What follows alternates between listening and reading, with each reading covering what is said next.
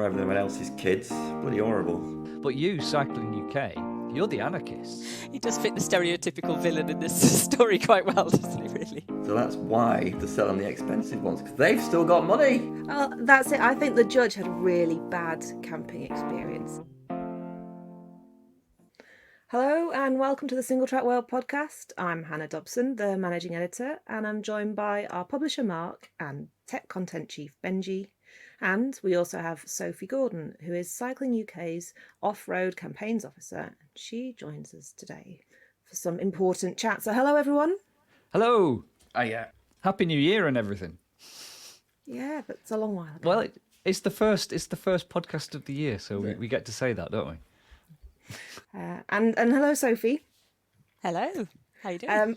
And well, we're kind of sad to have you here because of really annoying news. Well, certainly I find it very aggravating.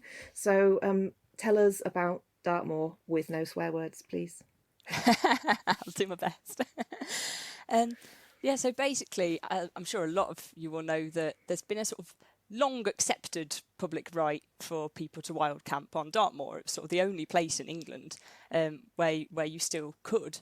And, you know, in the sort of way of people doing a long backpacking trip or on their bike and kind of really lightweight, leave no trace, sort of responsible wild camping. And that's been fine for many, many years. But then there was this one landowner who decided he kind of wasn't okay with that and put up a legal challenge to say, well, actually, this right never existed in the legislation and, you know, this is just shouldn't be happening. So the judgment for that just sort of came through last week, and he was saying it never existed. The Dartmoor National Park Authority was saying, well, there's a right of public recreation, and recreation is a broad term and it can include camping. It's not specifically excluded, but they lost that argument. So unfortunately now the sort of last bastion of wild camping in England is no more. Well, I take it from that. Sorry, I was just going to, how is wild camping not recreation? Well, that's it. I think the judge had a really bad camping experience and doesn't like camping. Thinks it's not fun at all. Must be, yeah.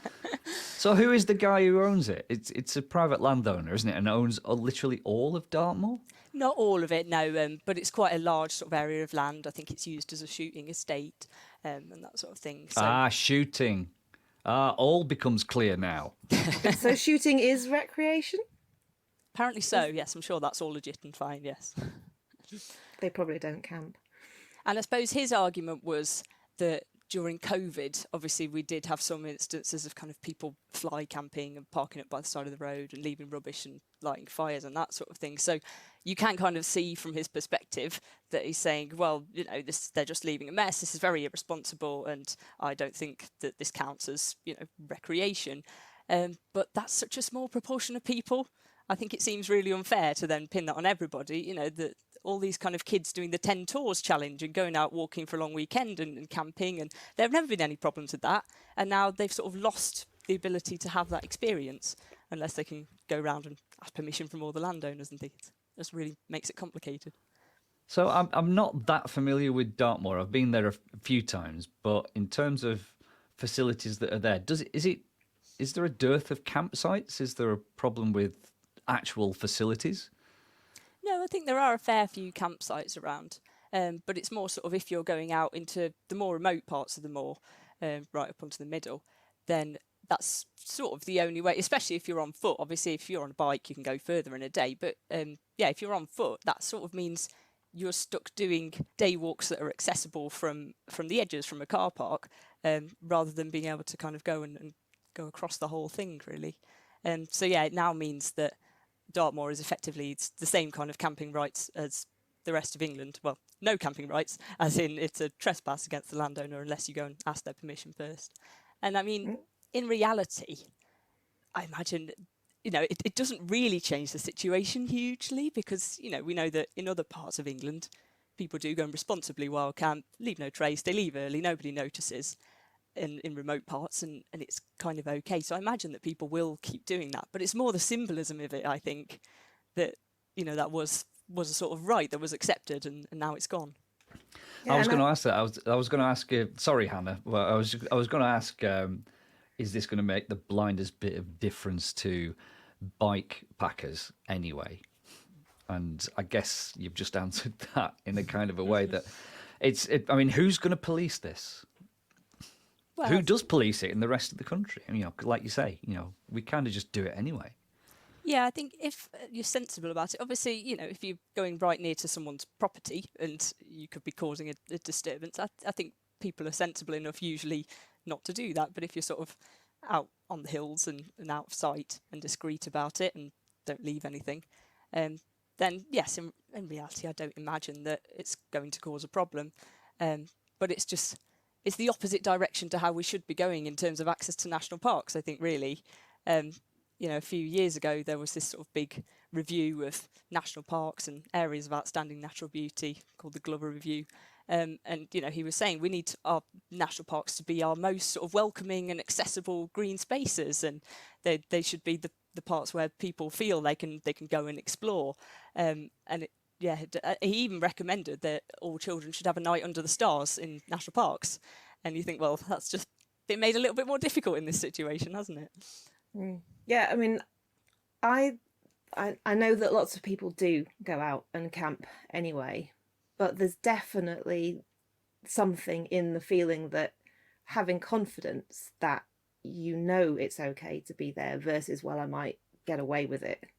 Like I've taken my kids out camping and then I really don't want to be disturbed in the middle of the night and have somebody come and say, no, you've got to get up and move. And like, because that would be quite a frightening experience for my kids.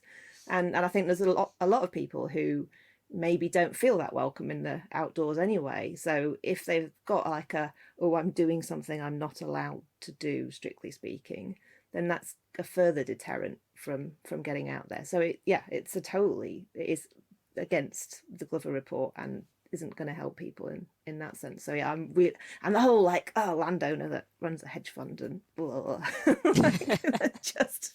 He just fit the stereotypical villain in this story quite well, doesn't he? Really? Yeah. So what do we do? What do we do from here then? What's the next step if this is gone? Is there a? I mean, it's only the judgment's only just come out, I guess, so we're still digesting it. But what's the next step then? What do we do if we want to try and protect our access to the outdoors?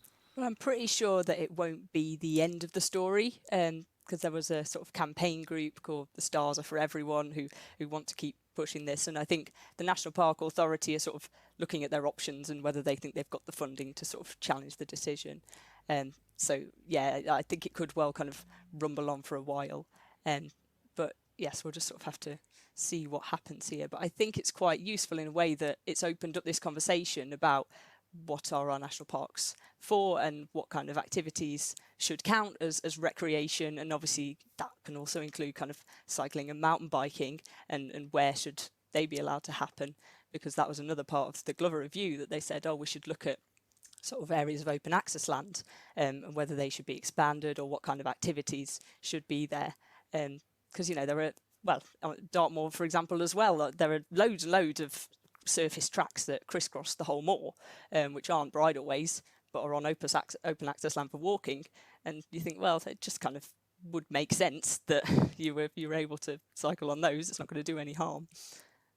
So I think I'm right in saying that Dartmoor has been a fairly hostile place for cycling of late, and that there have been some campaigns to stop people cycling on some of those kind of unofficially accepted routes. And I'm not sure that you're even, strictly speaking, allowed to cycle to wild camp. You might have to walk or ride a horse or something like that. The cyclists were othered in Dartmoor. So I'm sure Cycling UK has written about some of this. So maybe you could fill in some gaps in my knowledge there. Yeah, so technically, I mean, there are a few miles of bridleways on Dartmoor, which don't kind of link up very well.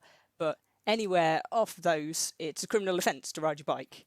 Not trespass, a criminal offence, which seems bonkers, really. Yeah, including on these kind of gravel tracks, because they just have these very restrictive bylaws. And you think, well, fair enough, kind of prohibiting off-road vehicles or something that could cause a lot of damage. But lumping then cycling in with motor vehicles just seems a bit crazy, really. So, and this is they've been there for a long time. This is actually the 25th anniversary of a mass trespass that Cycling UK, then CTC, held in 1998 to sort of protest when these bylaws are being introduced. And now this year they've come to reviewing them, and it looks like they're going to stick with the same ones. And we've been sort of keeping writing to them and responding to this consultation as Cycling UK and saying, please change this bylaw, it's ridiculous. Just, think about a sustainable policy of, okay, where is it fine for people to cycle, where it's not going to do any harm, not going to do any damage. Let's just go on that basis. But no, they seem to want to kind of stick with the status quo there. So we may is that well the be national park? Is that the national parks bylaws that? Yes. So on the one hand, their bylaws are restricting access to people on bikes, but on the other hand, they're going to court and asking for retained access for people with tents. Is that right?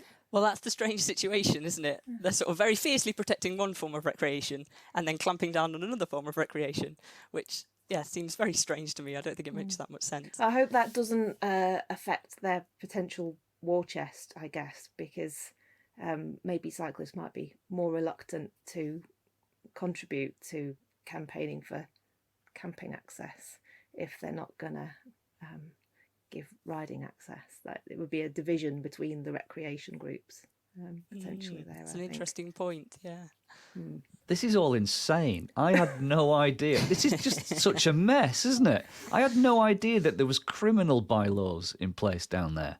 Because that's really important to know, because my attitude to riding elsewhere in England, I guess, is that it's trespass is not a criminal issue. No. It's you can't be prosecuted. I the big bugbear of mine is when you see a sign saying trespassers will be prosecuted, and I just scream at the sky and go, no, they won't. You can't but down there in Dartmoor, you can be prosecuted for actually riding your bike on certain trails. That's insane. It's such a mess. How do we fix this? And I'm sure there'll be people listening to this who live near Dartmoor and ride there a lot and are kind of screaming at this, going, hang on, I ride on those and I've never been caught for it. And I imagine it's the same thing of, if you enforce it, does it matter, people might say. But again, I think it's just the principle that national parks were sort of created to be for everybody and for the benefit of the nation. So it just doesn't seem right that you can then be criminalised for just cycling off a bridleway somewhere. It seems so British, all of this. The level of administration and needless bureaucracy. And in that sort of vein of Britishness, I get the feeling that the response to this, you can't wild camp here, is going to be an awful lot more wild camping. I think, like you say, Sophie, the issue's been raised, and I think what we're good at in this country is going, you can't tell me what to do. I imagine there's a lot of people who are planning their expeditions now over Dartmoor, and good on them. Go for it. It almost persuades me to dig out the tent and go for it. There's a potential side effect here as well. Like you said, that if you can't wild camp in the middle of Dartmoor, then you're restricted to the edges more. And that's going to increase pressure on those tracks that are around the edges, because everyone's going to be forced to just do little day trips or whatever. So that's actually probably worse for the environment than spreading the load over a broader area. Exactly, and I think that's one of the points that the National Park was trying to make, that, otherwise you restrict people to just doing kind of fairly short loops that they can manage in a day from the accessible bits and from the car parks, rather than spreading them a bit further. And I can understand that some people would say, well, no, national parks they're protected spaces, and we need to look after the nature and the wildlife and the habitats. And of course we do. That's really, really important. But I don't think it needs to be mutually exclusive. And that's where the education comes in, isn't it? It's so important. That's how we stop the sort of the fly camping or the littering and the things that kind of make landowners feel like, no, this is going to be a problem. If we sort of teach people about responsible access and how to do this and care for nature while you're doing it, then that seems to be the best way, I think.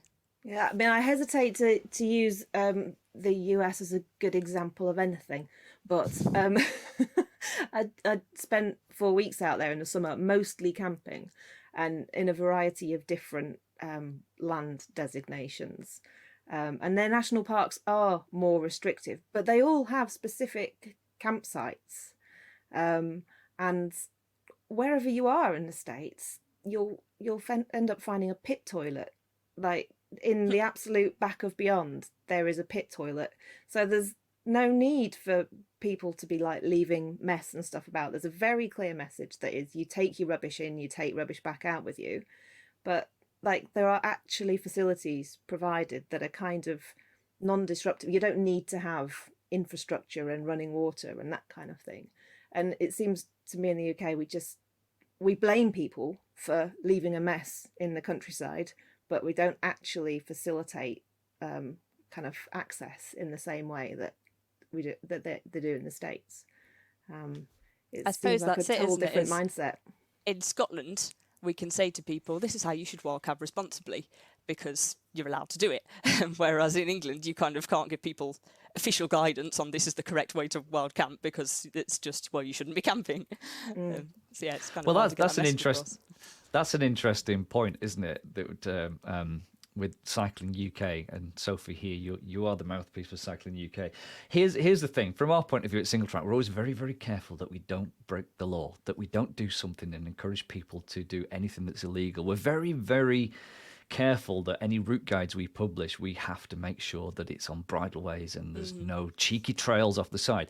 We all know that we'll do the little bits off the edge now and then, but we don't speak up about it. We don't do anything like that because, we're very, very careful here at Single Track. But you, Cycling UK, you're the anarchists. You've done mass trespass. You're So is that where we're going? Do you anticipate any more organised trespassing in the future around this, or is that something that Cycling UK left behind in 1998? I don't know. We'll have to find out because we haven't had the official sort of published bylaws yet from Dartmoor. So we'll have to see what happens if they've decided to keep them the same. But I think I like that overall, answer. you sort of have to. We've got to keep making this point that the current system of access is ridiculous, and we've been sort of doing that with some of the long distance routes that we've been developing, like King Alfred's Way, of sort of illustrating, look, we'd love to take you along this lovely path, but we can't, because even though it looks fine, it's a footpath, and therefore we have to go around this road bit.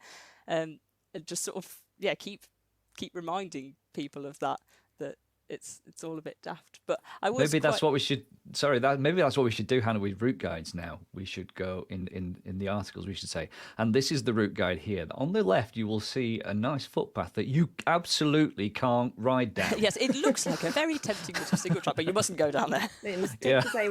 I would be all up for that, because I totally believe that there should be a presumption of access as a right, and that the only restrictions should be exemptions for protection of maybe privacy and wildlife and that kind of thing. Like, you should just be able to go anywhere. But then I grew up in Scotland, so yeah, it makes a difference. But I was quite excited to see that after all this sort of wild camping judgment, the Labour's Shadow Environment Secretary Alex Sobel tweeted about it and said, let me find it. Our national parks should be open to all, and access to Dartmoor is integral to that. Labour will expand the right to roam as part of our programme for government. So I think now we need to start pressing them on, okay, what do you mean by expand the right to roam? Do you just mean increase the areas where you can roam on foot? Or do you mean expand the activities that can be included as a right to roam? So I think that would be the next thing, is pushing before the next election to try and get that in Labour's manifesto.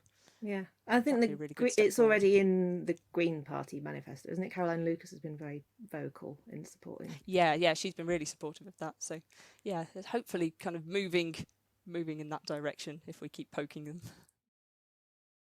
Well, that leads us probably nicely onto what we're looking forward to and what we're not looking forward to in the year ahead. Because, God damn it, I'd love an election. So go on, Mark. Let's start with the negativity. What are you not looking forward to in the year ahead? Well, I think you've reported on this particular. So I hope I'm not going to steal your thunder here, but never mind. The bike industry is not looking forward to 2023. I don't think. I think we've already sadly seen a few casualties There's been some brands that have left us already because of the economic climate that we're in. So we've lost, is it Velovixen? We've lost. Yep. Bellavixen and Stanton. Stanton's gone. Gosh. And it's an interesting... I don't know whether this is... It's more of a perspective I want to put on this, because I think all our listeners will be aware that the year ahead is looking fairly bleak commercially. There is a slight upside to that in the fact that over the last few years there's been some tremendous mistakes made with ordering things. And there's a big overstocking in the supply chain right now, and that's only going to go one way, and that's going to end up coming through to the consumer. So there is potential that there's going to be some bargains to be had this year. So that's on the good side, but that isn't a good thing overall for the bike industry, I don't think, because they're going to have to start dumping stock to try and get rid of it, to try and free up that supply chain. And that's never a good thing for any business when they start dumping stock like that, because they just don't make the money that they need to make on it. And since we're already seeing casualties of people, companies really struggling, I think unfortunately we're probably going to see quite a few more this year. One aspect on this, so just to try and help our listeners sort of get a little bit of context from this, because there's a contradiction. An argument that's a contradiction out there, which is that, wait a minute, companies are going bust, and yet, for example, Check's notes, Specialized are selling a bike that costs £14,000. If you've got companies selling bikes at £14,000, how can they be struggling? Surely, and we see this all the time in the comments, and it's a totally understandable position, surely somebody's coining it in if a bike can cost that much money. I mean, albeit an e-bike.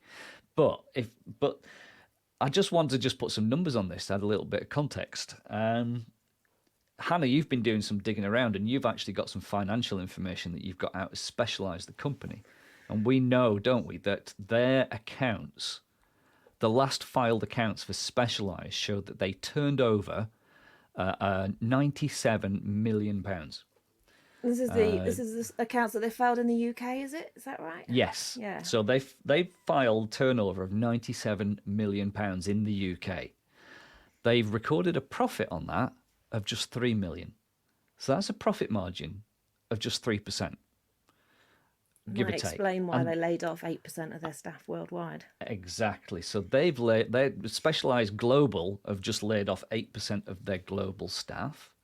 Now, but they're selling bikes for £14,000. So if they are coining it in, none of that makes any sense, unless you conclude that even a bike that costs £14,000, the margin on it is not great, and therefore no one is coining it in. I don't know. Ben, you've been in the bike industry almost as long as I have.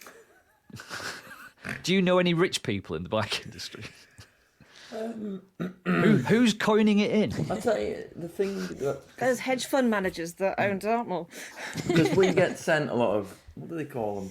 Flagship, or what's the top level bike we always, not always, but often get sent, and then the whole comments is just about how much it costs, and it's like, let's talk about the bike rather than... But possibly why we have such conspicuously expensive bikes is because people are buying them because rich people are still rich, and people aren't buying 3,000 and 4,000 quid bikes because low to median range people have no effing money. So that's why they're selling the expensive ones, because they've still got money. No one who's got money is struggling in 2023. That's how things are. So if I was running that, I'd say, why are we trying to sell loads of bikes that only earn 1,000 quid profit? Why don't we sell them that earn 7,000 quid profit? It makes sense. Yeah. Because you see it. That's what I'm live in hearing a bloody crappy part of the northwest, and there's people going past on 10 granders. There's not very many. There's more people going past on 10 granders than going past on 3 granders where I am. That's what they're doing, isn't it? So, what was the question? I don't know. Well, that's what I'm hearing, is that it's the lower end of the market that where it's coincides with e-bikes. It's like a special case, but like my brother would buy bikes every 2 years, and now he's got that conundrum like, I don't really. There's a bike here that's £4,000. That's normal, and there's an e-bike for 6. And it's like being inexorably drawn towards the middle ground of buying nothing. Like I'd normally just for after 2 years, I've flogged that bike. I'll get the new one. But should I be getting the e-bike because they're obviously creeping in? They've had to go on a couple, and it's. I think a lot of reason might be that. I know, and then the whole. I don't know because I don't really ride where there's a great deal of anyone. But I don't like go and ride. Where do people ride? I don't know, Llandegla or something. I don't really know what the percentage of e-bikes are to normal e-bikes. To me, it feels like they've not quite taken over like I thought they would have done by now. Well, it's interesting. We've got a poll. We've got a poll page, haven't we, where we've been asking loads of questions for almost the last 6 months. And one of those questions is, do you have an e-bike? And the answers that you can choose are, yes, I have an e-bike. No, but I'm planning to buy one in the next 12 months.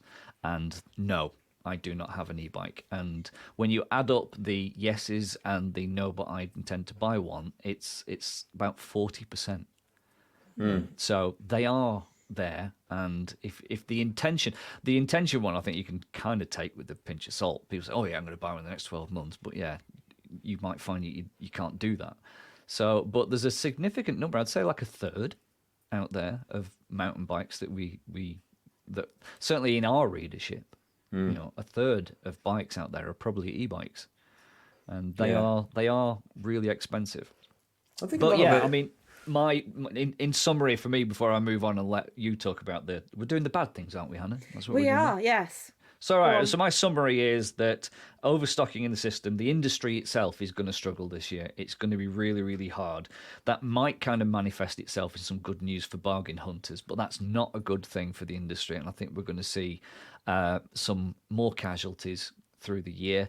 And please don't believe the hype that just because a bike costs 14,000, that company isn't necessarily coining it in. Specialized certainly isn't.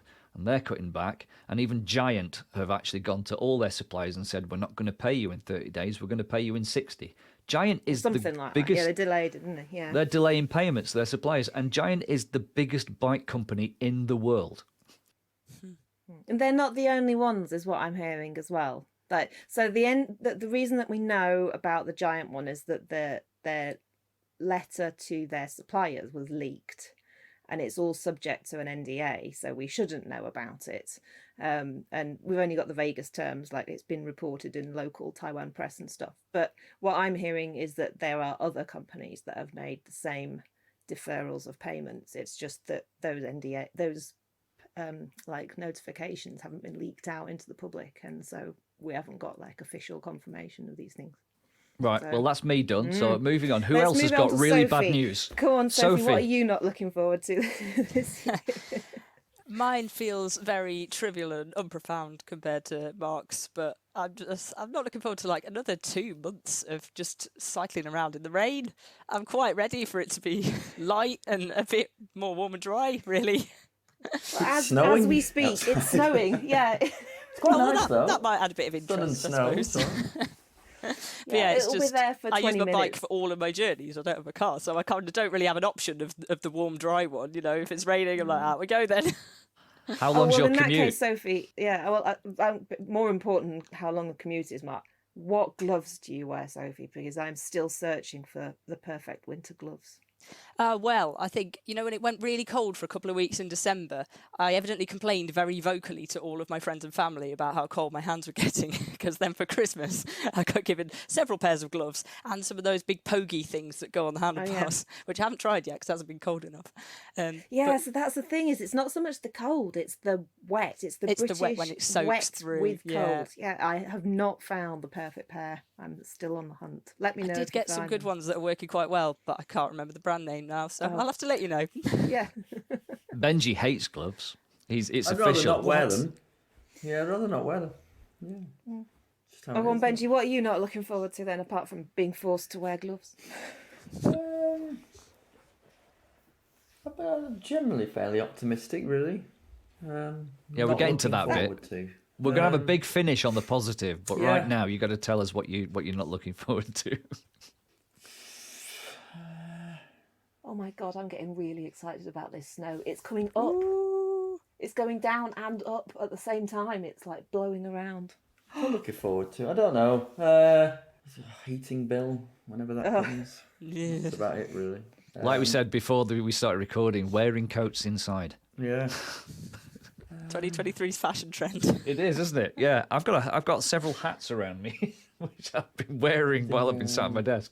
MOT. That's not for a while. I don't think it'll pass. Just things to do with money, innit? Other than that, it's all right. I can ignore that for a while. Oh, well, I'm I'll not go looking then, forward shall to. I? I don't know. Yeah, Benji's Just- way too optimistic for this It podcast doesn't section. really. I've got He's an got the optim- voice of optimism there. I'm pointedly resigned to the fact that's not that I'm optimistic. It's like, what is the point of moaning?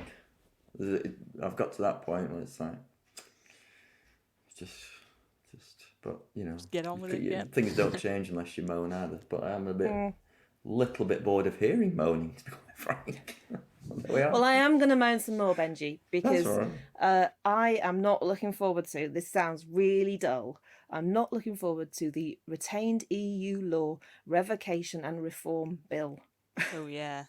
which sounds super dull, but it's basically Jacob Rees-Mogg's like mopping up of everything that we got by way of protection from Europe in old pre-Brexit laws, and like scrapping a bunch of them. And I know that people are like, I don't want to hear about politics, this stuff doesn't matter, that's why I ride bikes and things. But that bill contains all sorts of like really important environmental protections, like which pesticides you can use, whether you can pump shit into the water, all kinds of stuff for the environment, all kinds of employment laws, so sick pay and holiday pay and working time limits and all that sort of stuff. So some of the stuff that means that we can enjoy going out and riding our bikes on our holidays.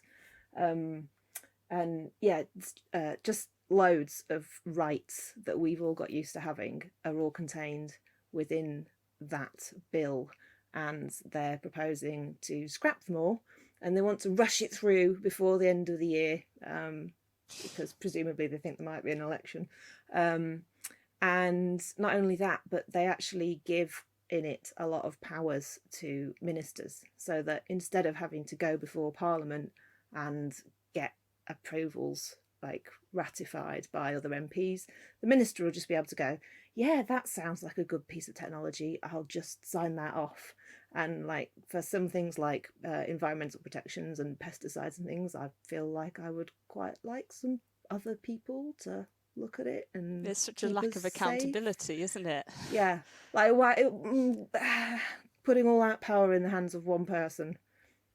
There's a site. Sophie will be able to advise on this. See if I've got this right, because I think Cycling UK were involved in this, but we might be going back about 20 odd years. But because of our inheritance of laws from the standardisation of laws across the EU, I remember the issue around about 20 years ago, and I bet Ben remembers this, around bike lights and the fact that LED lights, rear lights, were technically illegal in the UK because our laws were so archaic that it required filament bulbs in all bike lights.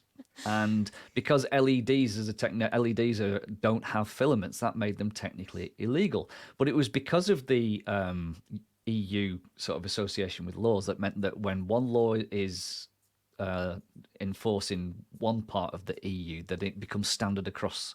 So basically it meant that the UK couldn't rely on that law to prosecute anybody. And so de facto, because of our involvement with the EU and our being part of the EU, it meant that LED lights were legal because that trumped the British law. So is that am I remembering that right, Sophie? Is that kind of, do you remember that? Yeah, I forgot the bit about the filament bulbs. That's really random, isn't it? But yeah, there was a weird situation for quite a while, wasn't there, where flashing ones technically weren't legal, and eventually it caught up, and you could just use flashing ones instead of a steady one. But yeah, but then even the German regulations that they're supposed to comply with are incredibly strict, and I think there's a lot of lights that are sold in the UK that don't comply with them. But it's just to as long as it's red at the back and white at the front, you're fine, aren't you?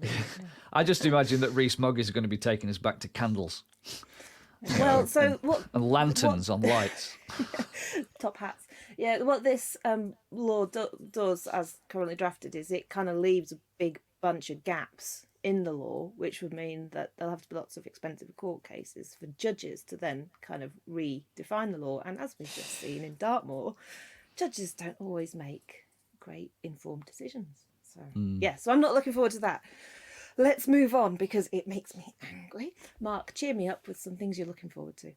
Oh, well, we've got by now, by the time that our listeners are listening to this, there will be on the website an article all about this bit, isn't there? All about the stuff that we're all looking forward to. That's there. Go and check that out on the website now. I'm just going to kind of just fill in what I put on there, in the fact that I think I've alluded to the fact that I think from a consumer point of view, we can probably look forward to a few bargains popping up this year, but like I said, that's caveated by the fact that's not good news for the industry. But in terms of me personally, what I'm looking forward to, I'm actually, I have ridden the last 3 years or so, 4 years, maybe almost exclusively on e-bikes, and I love them. I think they're here to stay. And if there's any haters out there, I think most of the haters are just people who still have not had a go on one. So Yeah, I exactly. love e-bikes. I absolutely love e-bikes. However, I've woken up from Christmas with this urge to ride my bike that doesn't have a motor. I don't know where that urge has come from. I look out the window at the weather, and the last thing I want to do is go pedaling up a massive hill in this drizzle. But for some reason, for this year, I'm actually looking forward to riding my non-e-bike, and I've made plans to do that. I'm going to take it on, do some adventures, go up some big hills, and get back into riding under my own steam. Not that I'm eschewing e-bikes for one moment. I'll still ride e-bikes, but I've just got this urge to ride my non-motorized bike, and I'm really looking forward to it. In that regard, I've got a holiday booked in August. It won't surprise Hannah and Benji to hear that I'm going back to Whistler. It's my wife's 50th, and so she says she wants to go ride bikes in Whistler, and we'll be going there for about 10 days riding non-e-bikes, and I'm really looking forward to it. And so, Are you going to ride chainless, go full park? honestly, we've been before in the summer, and it's brilliant in Whistler, but it's not all about the park. I remember last time we went for a week, and I think we only did 2 days in the park. There's so much proper riding outside of Whistler. It's amazing. So yeah, so the plan is we'll do some park stuff, because why wouldn't you? But we're going to be out riding up mountains and riding down mountains, and I'm really looking forward to doing that. So that's what I'm looking forward to this year. That's How really about cool, you? isn't it? It shows they've got the sort of the gateway model bang on, where you've got everything there, you've got your facilities, and then you can start off with the marked trails, and then it's also a bit you can go out from and explore. You're absolutely right, and I think it has everything for every mountain biker, even though its rep probably is more extreme and bike parky, but that's just kind of, when you look at the scope of what's available over there in BC, that's just a small part of what's on offer for mountain bikers. I mean, I've said before, if Disney did mountain biking, they'd just do Whistler. That would be it. Can you imagine if Disney did mountain biking? Oh, it'd be awful, wouldn't it, really? Oh, that might have to become an article, like, if Disney did mountain biking. Imagine the merch. It'd be amazing. Oh dear. Oh, I want God, to hear what Benji's looking forward to.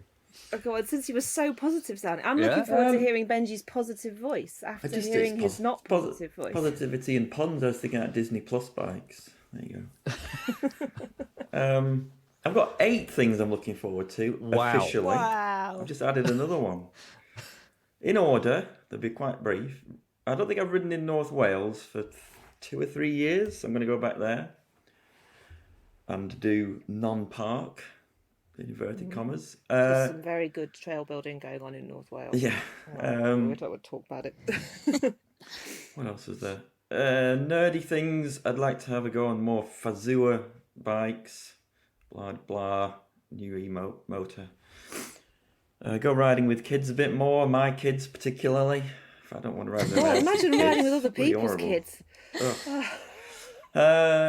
What else have I got? Disc brakes getting even better, more reliable, easier to bleed. Ones that stay month in, month out. We've had some really good ones from Hope. And hopefully that will herald, of all people, I mean, it's quite weird, isn't it? I mean, a lot of people wouldn't have gone for Hope for over the past long time. Would have gone for someone else. People who, like me, who have died in the old Shimano have just had enough of them and are probably going to put Hopes back on the bike, which feels a bit 1996, but there we are. Possibly like a new mud tyre from Schwalbe with a good name to counteract the Maxxis Shorty 2.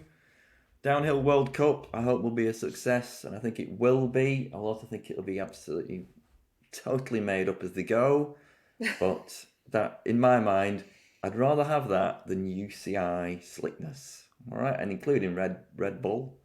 What's good about Red Bull? The guy who used to talk over it. Nothing about Red Bull is good about Red Bull. I might have to edit that, but there you go. No way. We're definitely keeping that. SRAM obviously has done some kind of e-bike thing going on. I hope it's better than I think it might be, because it looks like it's just, is that it? And a personal note, I like the way my bike is becoming more and more simple. It's got coils on it, it's got push-on grips, it's got flat pedals. It's basically turning into a bike from 1996 that's the right shape, and that's a lot better than faffing around. I think that's 8. There you go. So you're looking Loads of forward stuff. to modern nostalgia then? You're just stuck in 1996, basically.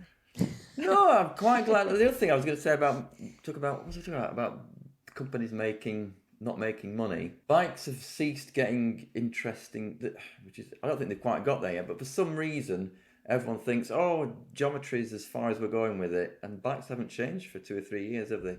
So why would you buy a 2023 bike when it's not much different from your 2021 bike? You won't, unless it's got a motor, and you're deferring over that because of all kinds of cost or shame or commitment reasons. So it'd be nice if there were some companies who would still do something a bit more with, I don't know, how long have I talked boringly about head angles? 25 years or something? I mean, for God's sake.